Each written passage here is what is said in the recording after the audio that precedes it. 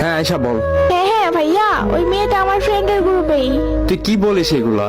আচ্ছা তোমার তো বিশ্বাস হবে না, তোমার বট আইডি আছে না, তুমি তোমার ওই বট আইডি দিয়ে আসো, ওদের গ্রুপে নিয়ে তোমাকে ওদের কথা শোনাবো। আচ্ছা আচ্ছা দাঁড়া আমি আসতেছি। আসলাম তো এটিতে, দেখি আয়শাকে মেসেজ দেই। এই আয়শা, এই সিজি লিডার এটা কে? আরে এটা আমার বয়ফ্রেন্ড।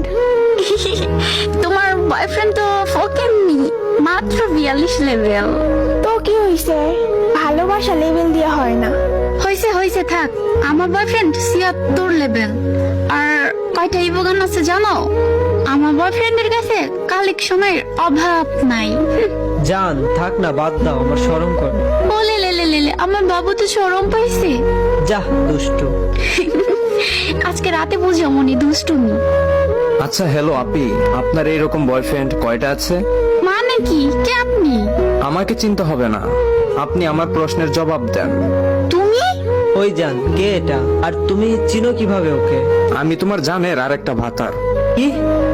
জিজ্ঞাসা কর তুই তোর জানতে, যে আমি তোর জানের কি লাগি, জিজ্ঞাসা কর। ও এগুলা সত্যি নাকি? আরে দেখ বাল, তুমি চুপ থাকো তো। জান প্লিজ প্লিজ প্লিজ মাফ করে দাও এবার, প্লিজ প্লিজ মাফ করে দাও এবার। চুপ, বিশ্বাসঘাতক প্রতারক বেঈমান কোথাকার।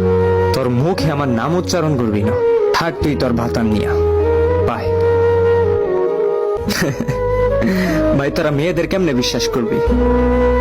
বিশ্বাস ইজ ইকুয়াল বাস।